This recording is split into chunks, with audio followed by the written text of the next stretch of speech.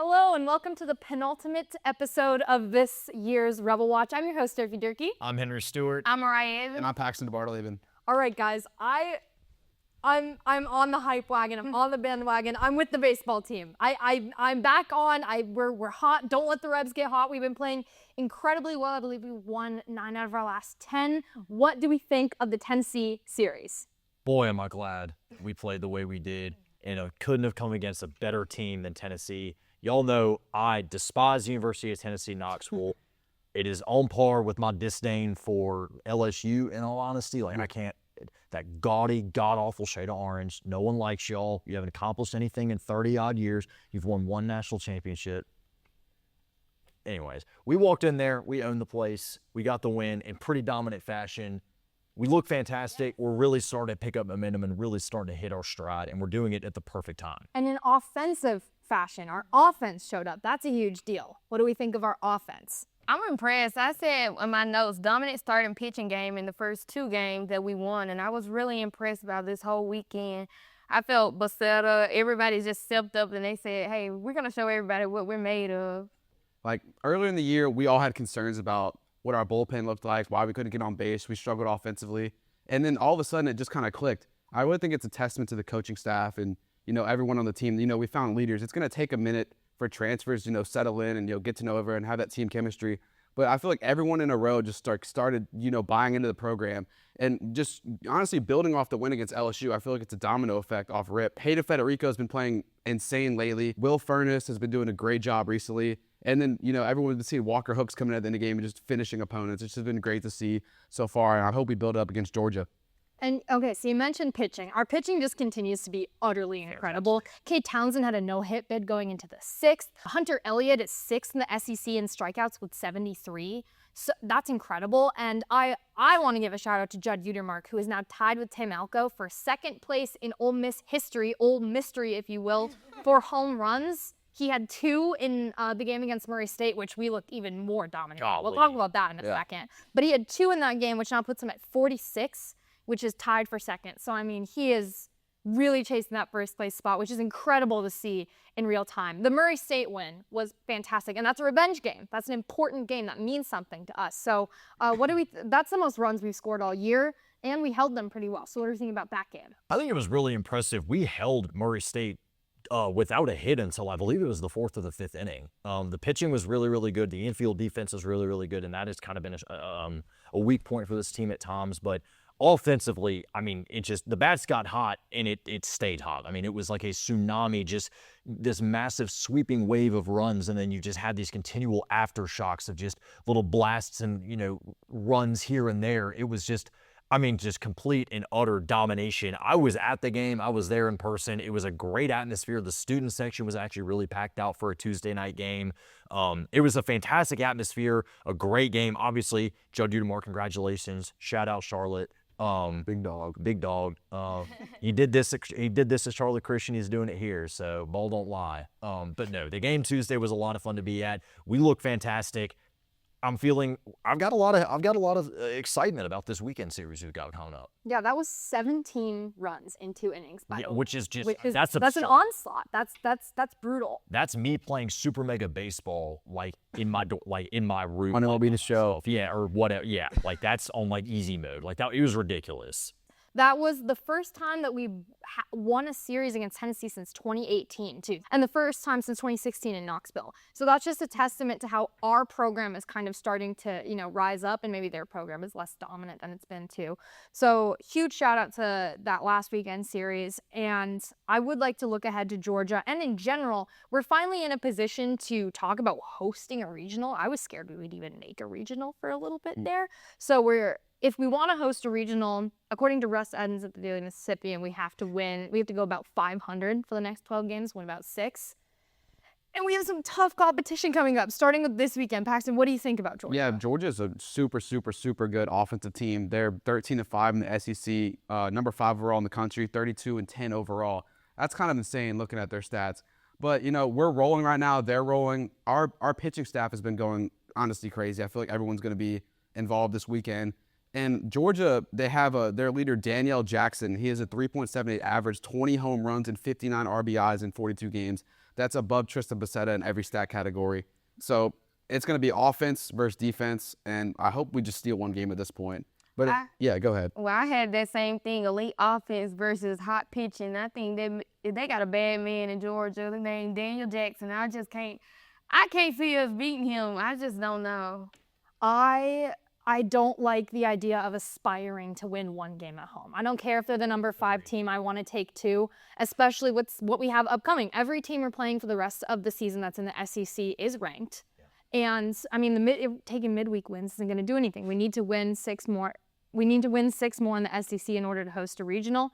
So I hope we take 2. I'll be at all the games. I'm going to miss Double Decker to be there in order to watch Dom Decker and the rest of the team beat Georgia. What do you think of Georgia? I think that we might be – Georgia's a fantastic baseball team, don't get me wrong, but they really have struggled against really good high-end pitching consistently this season. They got run-ruled on Tuesday night against in-state foe Georgia Tech, and the Yellow Jackets are a really good pitching team. So this is a beatable team. We just watched them get obliterated by their biggest in-state rival. So I think that we might be overestimating them a little bit because our biggest strength is pitching. That's their biggest weakness. The pitching I know will come to play because it has time and time again this season. Joel Mangrum, who you shouted out a ton on this show. I think Joel Mangrum, he's put together an incredible pitching staff. I'm really happy with what Mangrum has done with this pitching staff. I know it's not Joel Mangrum because our pitching has been top-notch. Has done a phenomenal job. We've got the tools to win this game. It's whether or not the bats can stay hot and more than anything, stay consistent.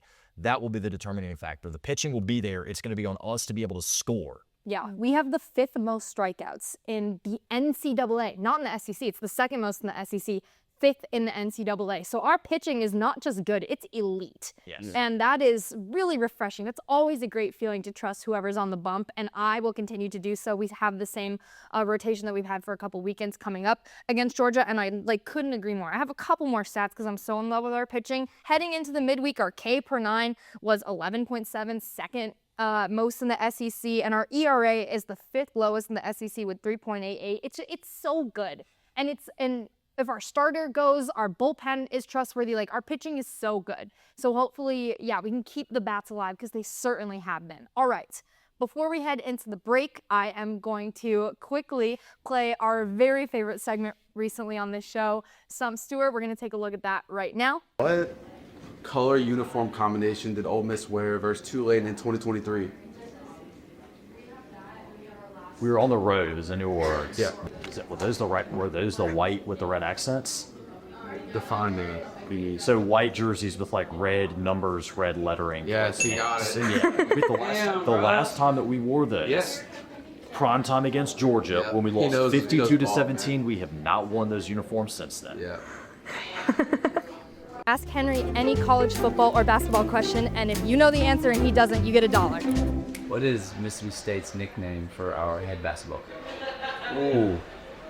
I didn't know they had one. A basketball coach? No, like a nickname. No, a nickname. I don't know. What is it? Chris Jans is known as the dentist because playing him is like pulling teeth. Did you know that? On that, I never would have got that. Where did Ben Kurt go to college? Richmond, go Tigers. That was Virginia. Whoa. Virginia Cavalier. What year did Leonard Fournette win Heisman? Leonard Fournette. Okay, that was a trick question. All right, what coach did Tom Izzo lose to in the 2016 NCAA? Carlos. Yeah. Middle Tennessee State. Shout out Rosie Upshaw. Yeah, Eddie Ball. 15 beating a 2 seed. Yeah, I know. That's one of my favorite upsets. Where did Kurt Warner play? He went to Northern Iowa. And then he went and played arena football with the Iowa Barnstormers. What Gamecock basketball player played for the Miami Heat and had a viral video where he saw his mom for the first time in 20 years? She flew in from Africa. Miami Heat, two-way player, played on the South Carolina Gamecocks in the Final Four, 2017. Was this in Darius Thornwell? No. Who was it? Chris Silva. Oh, wow. I knew that. I totally should have known that. Thank you so much. Who has won 4 back-to-back Women's Softball World Series? Oklahoma. Which Kardashian sister has dated multiple members of the Cleveland Cavaliers? I know this. Come on. Oh, what's up? All right, let me think. Steve McNair. Alcorn State. Yeah, for He sure. was a Heisman finalist despite being in the FCS, the only player ever from the FCS to be a finalist for the Heisman. For sure, bro. You Rest know in ball. peace. Yeah, rest in peace, man. His side Erika piece Dierke. came in, shot him and his wife. Man, It's for like real. genuinely tragic. For real, Yeah. man. And you know ball, though, Yes, bro. sir. No, I love Alcorn. What's up? What's up? Where did Jake Hayner go to college? Fresno State.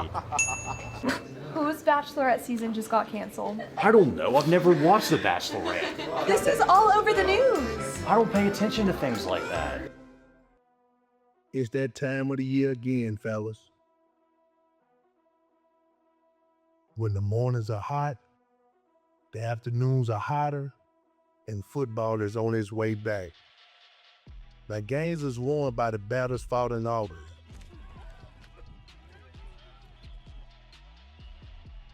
Everyone that's not revered as an Ole Miss legend has been in your shoes before, trying to survive at Mississippi heat, competing for a spot, and knowing the sacrifice that it takes to make it in this league.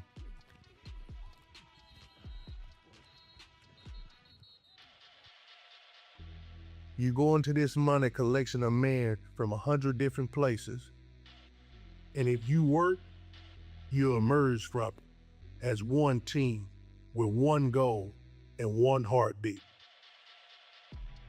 SEC away shit. Let me know. And if they don't know who you are now, they will soon.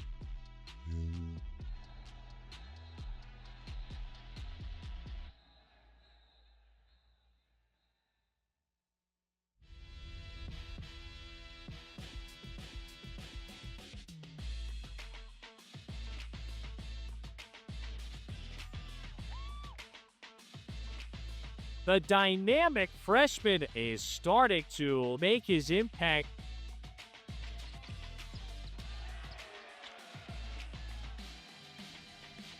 Dagger with the shot clock down to 1. That 3-ball drops for Jamin Brakefield. Fagan from the corner with a triple. Burrell for 3, and that's a big response. 3-ball. Yes. Biss shooting lights out at the pavilion. And give him one more. Hey. Well, you can't teach that. Well, that should give Ole Miss a boost.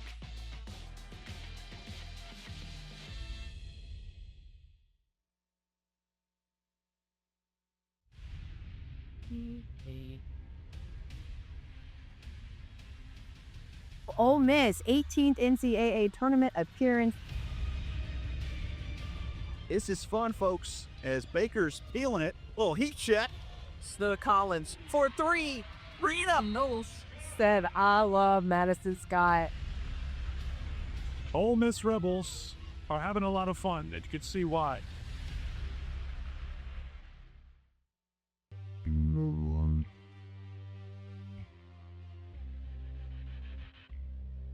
Welcome back. First, we are going to do one of my favorite segments and shout out some athletes that have been playing exceptionally well for Ole Miss with RebelWatch's Rebel to Watch. Henry, how about you? You go first. Yeah, I'm going to talk about Hayden Federico. We kind of talked about him a little bit in this last segment, but he hit his first home run of the season so far on Friday night against Tennessee, and then hit his second on Tuesday night against Murray State. Also racked up 4 RBIs in the series over Tennessee and 2 on the Tuesday night game against the Racers. He's been really good defensively all season. The batting is kind of finally starting to get there a little bit. Kind of feel like he had a coming out party this weekend with, finally getting on the board with a home run and then doing it again on Tuesday night. And, shout out Keith Frank and the Swallow Zydeco Band and the song Dreams Come Alive, his walk-up song. I posted that on my Instagram note on Friday afternoon, and then he proceeded to go yard for the first time. So I don't want to take too much credit, but that's a banger. Dreams Come Alive. Henry.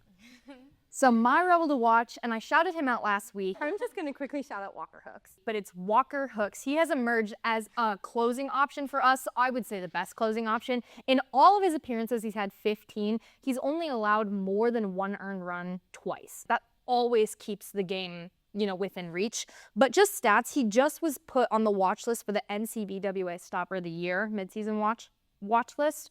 And overall, in his 15 appearances, he's pitched over 32 innings with a 2.4 ERA and a 165 batting average against. But in his last 9 appearances is where he's really started to shine. Like, that's what I mean, like really emerging as our closing option with 3 wins, 4 saves, a 1.37 ERA, 23 Ks, and only 2 walks in 9 appearances. I mean, that's just so dominant. So it's really great to have him coming out of the pen in the 8th or 9th inning, and I hope we see it this weekend. Maddie George, she has 18, and that's Ole Miss history in the softball program. And she also been named the National Fast Pitch Coaching Association top 25 finalist for Freshman of the Year. So, I mean, I mentioned her a couple weeks ago, and she's still showing out.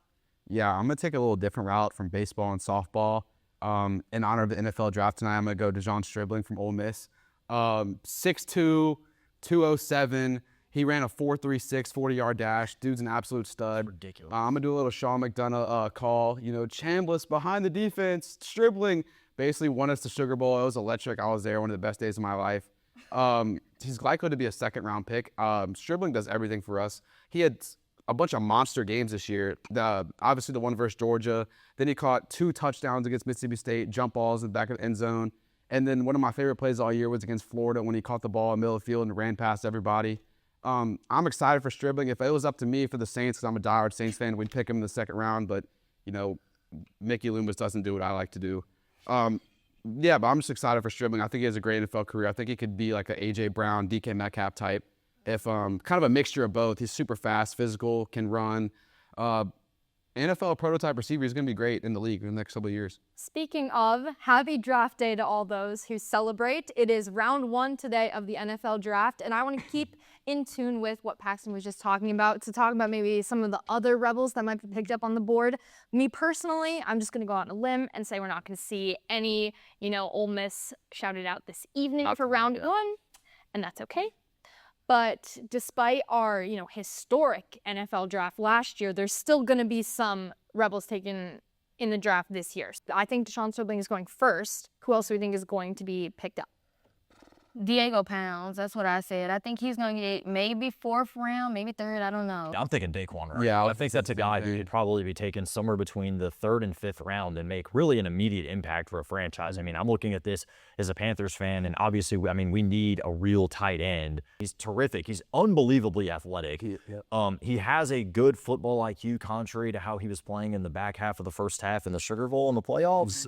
I think Daquan, he's an absolute beast. Just a physical specimen. He's got good hands. I think he has some drop issues, but that's something that can be coached and can be fixed. I'm not necessarily thinking that's a deal breaker. And again, this isn't a guy you're taking, within the top 10 or within the 1st round. This is a guy you're going to take between, I would say, probably the 3rd and the 5th round. That's a guy you can take and maybe develop a little bit, and he can become like a legit starter, potentially even a Pro Bowl caliber player down the line. Yeah. Do we think that Harrison Trey Wallace will be drafted? Yeah, he probably will be drafted. I'm going to add on to Henry first about Daquan Wright.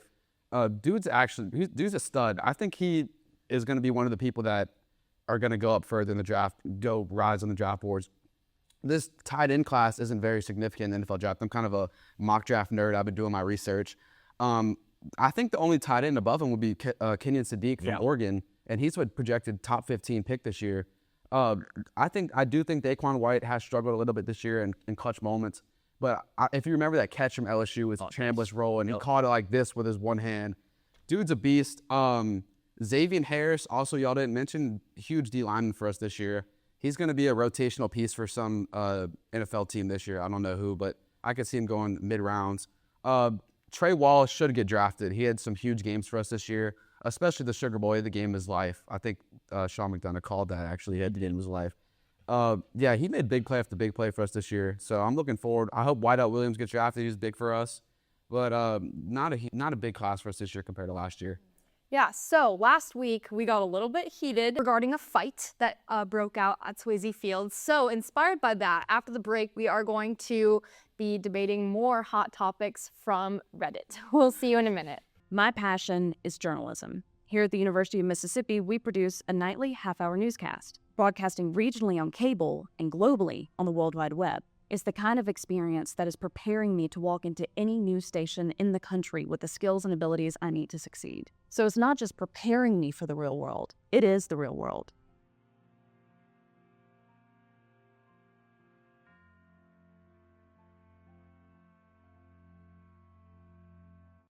Today I'm going to talk to you about physics.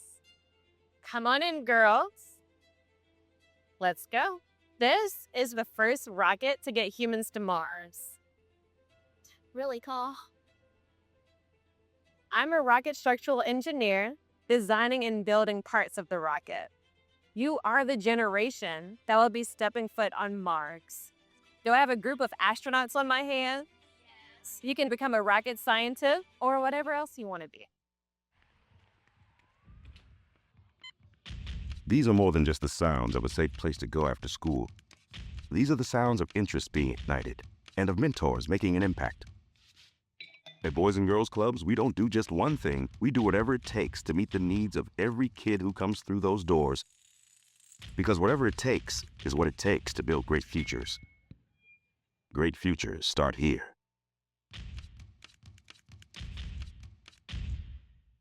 We are rebels. For more than 160 years, we've been accomplishing the impossible, from conducting the world's first lung transplant to helping prove Einstein was right. From preserving the past to saving the future.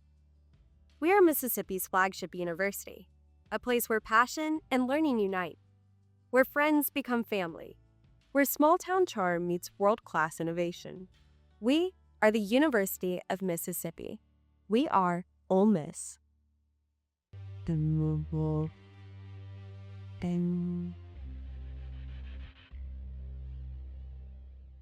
So we're back. Today we are playing something that I like to watch on podcasts personally. We will be playing Am I the Asshole from Reddit. So I'll be reading you guys some stories.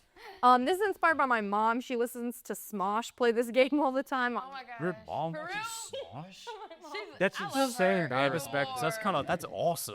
Yeah, even more. So today we're doing this for you, Laura. All right. Am I the a-hole for asking my buddy and his girlfriend to leave a March Madness watch party? My college made the NCAA tournament, which is rare for us, so I hosted a watch party at my basement bar for friends who went there, about a dozen plus some spouses and kids. We're all pretty passionate fans, with many with season tickets, and we take the games seriously. Beforehand, one friend said he'd bring his new girlfriend, which was fine. But when they showed up, both were wearing gear for our opponent. It caught everyone off guard, especially since he went to the school and should have known the vibe. I pulled them aside, asked what he was thinking, and he explained his girlfriend went to the other school. I told him it didn't make sense for him not to support his own team, and that given it was a tournament game, it'd be better if they watched elsewhere. He argued with me and called me an a-hole, but I stood firm and walked them out. I know it probably made a bad impression, but I didn't want opposing fans at that kind of event. Am I the a-hole? He definitely the douchebag. You was never that serious.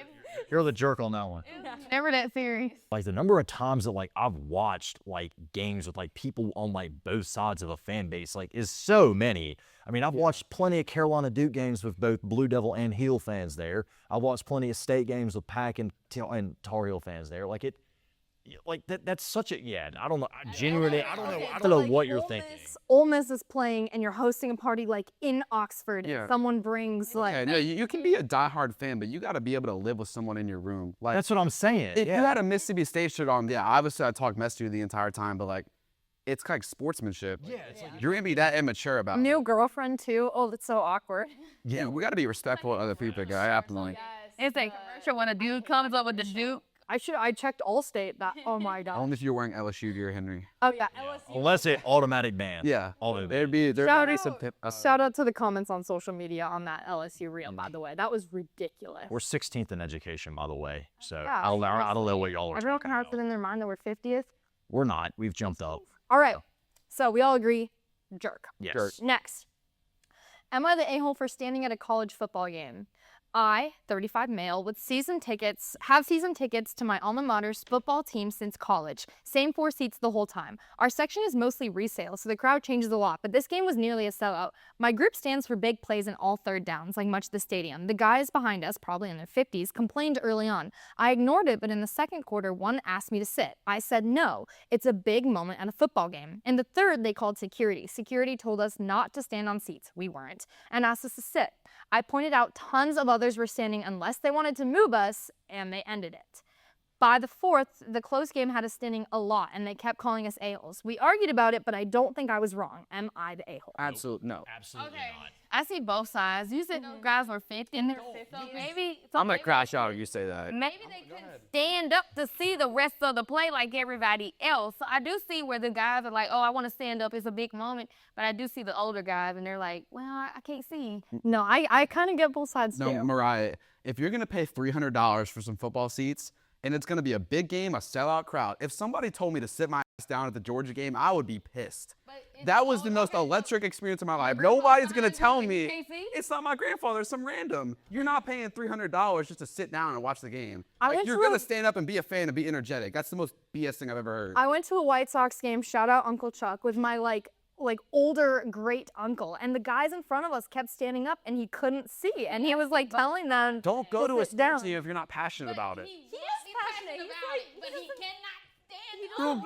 You can buy seats somewhere else where you're gonna sit the whole time. Go in the top of the stadium and sit your ass down. You don't understand when you're 50. Yeah. I wouldn't go to a game when I'm 50. I'd watch it on the couch with my wife. I think I'm going to take a little bit of a nuanced approach. I understand it's like, my whole thing is, it's like, if everyone around you is standing, then like, yeah, I don't think you're in the wrong for standing. And like, I mean, the guys behind them, like, I get it. But at the same time, you have to understand, like, you are in the lower bowl, like, you are closer, and like the people around you are standing, and that you are in the minority sitting down. So, I mean, you're kind of bringing that on yourself. I mean, I can understand, like, oh, like maybe a little bit older, you can't stand all the time. But I'm also going to push back on that, because I was at a few Ole Miss games in like just the regular stands. There were plenty of dudes that were like in their 60s that were like standing up damn near the whole game, like around us. So You never know someone's Say prayer. Them though, if someone has a broken hip or if they're, Then don't go to the game. people who have trouble standing can still go to games. I have a lot of sympathy for, like, come on. Me too. I wanted to take my. I'm gonna agree. Huge moments like 2 outs in the bottom of the ninth, stand up. You're not sitting down then. But like if it's someone who's consistently standing up. Bro, if it's a sellout game, then literally every moment of the game is going to be a big thing. Okay. So we're split on that one. This one is a good one. Am I the asshole planning to go to a football game over my wife's birthday? I'm planning to go to a football game this fall. My alma mater, the University of Michigan, is playing at the University of Oklahoma. I'm from Oklahoma. Most of my friends went to OU, and this is the first time in my life those two are playing there. I want to visit friends and family. Plus, I've got college friends going and plans for a big tailgate. The issue is my wife's 40th birthday is 2 days before. 2 days before. She's not into sports and doesn't want to go. Quote, I'm not spending my 40th birthday in frickin' Oklahoma. She wants a big birthday celebration. I suggested doing it the weekend before, but she doesn't like that, and other plans are still TBD. She's upset I'll be gone that weekend and says I'm prioritizing a football game over her birthday. Things have been tense, and she's calling me an a-hole. Am I? Yeah, first of all, you need to reconsider your marriage if you're going to skip your wife's birthday to go to a football game. Facts. And you should have married the woman in the first place, because y'all should both like sports and like the same hobbies. Not really. You should reconsider your marriage if she doesn't want to go to the football game. Exactly. Well, I can't say that personally, but go ahead. Yeah, he's gonna come back to some divorce papers. I know that for sure. It ain't that I'm not serious, there. Somebody man. doesn't like football. Like, you're in the middle of like the oil fields or the Great Plains. Like, you're around like one of the major population centers within the southwestern, within like that part of the country. But nah, I agree. You're actually kind of ridiculous for even considering, like, yeah, no, I'm just gonna go fade my wife's birthday to go to the college football game. That's ridiculous. She shouldn't have been born then. Hey, if it was a natty though, maybe. Wouldn't you just take her out to eat and then go to your tailgate or something like that? Like, Yeah, I mean, She doesn't want to go to freaking Oklahoma, she said. oh well, They're she's from not. Michigan. I get it. 2 poverty programs. I don't know. We can't really say that as old. I mean, like, those are two of the most historically dominant programs. Yeah, Michigan, what? I definitely think that they're the a-hole because the birthday is 2 days apart. I do think she could try to be flexible and like do I it agree for with the that. weekend or go with, and then like, they could do dinner. Like they could, figure something out there. There definitely could be some collaboration, but at the end of the day, happy wife, happy life, and it's her birthday. So probably just do it. That's a good point. Y'all learn that is not true. I learned that the hard way. Make some time for your wife. Trust me. Trust me. Okay, trust. I know exactly what he means too. These are 2 well-experienced men on the show. Okay, with that, we will see you next week for the last episode of Rebel Watch for the year.